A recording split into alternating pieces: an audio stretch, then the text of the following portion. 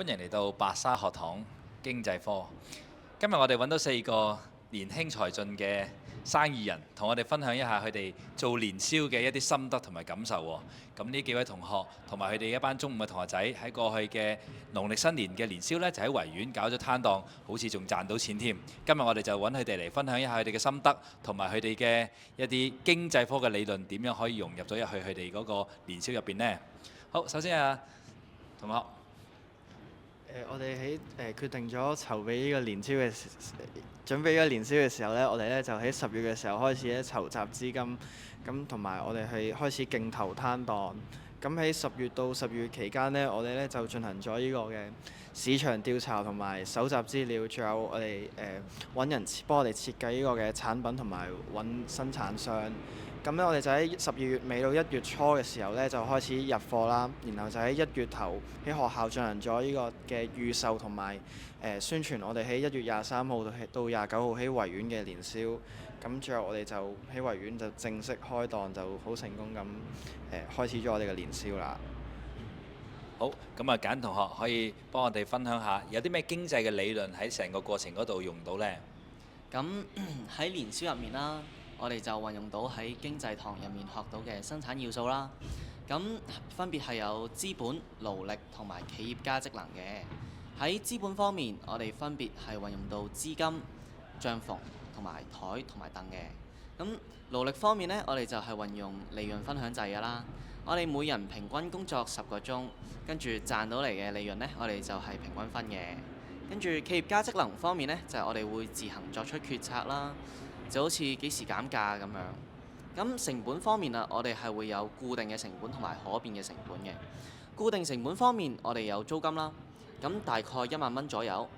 咁可變成本就係個貨物嘅成本同埋運費嘅。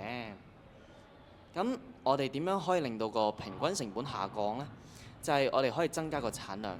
根據經濟科我哋學嘅規模經濟呢，大量採購係可以會有折扣嘅，所以我哋入貨嗰陣時通常都會入多少少，就好似50隻到100隻，我哋平均會有9折；100隻到500隻，我哋平均會有7折；而500隻到1000隻呢，就平均會有6折嘅。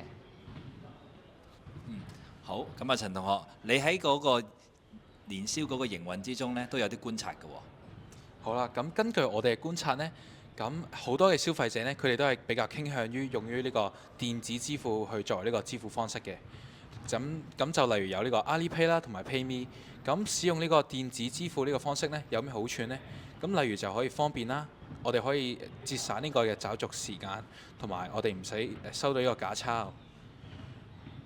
咁另外啦，我哋喺呢個年宵裏面學到嘅市場結構呢，就係喺學校裏面我哋進行預售嘅時候啦，我哋就屬於呢個壟斷嘅呢個市場結構。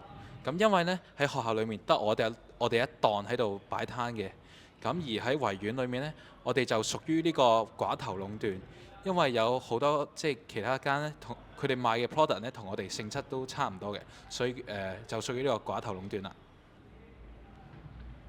原來短短幾日嘅年宵都已經有咁多嘅經濟理論可以係從中學習得到喎。不如何同學同我哋總結一下成個過程，你哋有咩得着呢？完咗呢個年宵呢，我哋增加咗我哋對商業世界嘅認識啊！我哋利用唔同嘅課本上嘅知識，去利用唔同嘅經濟概念去實踐到唔同嘅知識，例如規模經濟啊、寡頭壟斷等知識。所以最後做老闆唔容易，不如努力讀書好過啦。係呢段時間都睇到佢哋呢嗰個進步喺邊度？由開頭好怕醜咁樣去叫口號啦，叫啲人嚟買賣啦，到去到最後呢，完全放開晒懷抱，不斷去大聲咁叫喊、大減價去吸引啲人嚟。咁都知道呢，從中你哋學習到好多嘢嘅。咁啊，如果有到最後一啲心得，我哋想同一啲下一屆如果有同學仔又想玩嘅，咁有冇一啲最後嘅建議可以俾到佢哋啊？朱同學。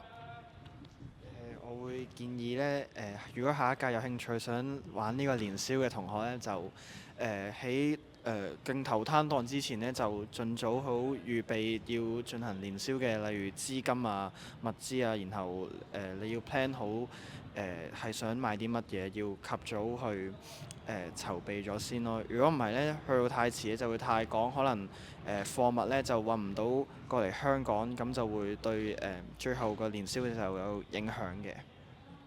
好，有咩想同曾經嚟幫襯過嘅校友、老師同埋同學仔講啊？我覺得好多謝尤其是校長啦、校監啦，佢哋都為我哋呢個年宵咧出咗好多嘅即係好落力咁幫襯我哋。咁亦都要多謝唔同嘅老師啦、校友啦同埋同學嘅，因為都見到佢哋都非常之支持我哋，咁我哋都係非常之衷心感謝咁多位唔同嘅有嚟支持我哋嘅人。好，咁啊，多謝晒4位嚟同我哋分享，下次再見啦，拜拜。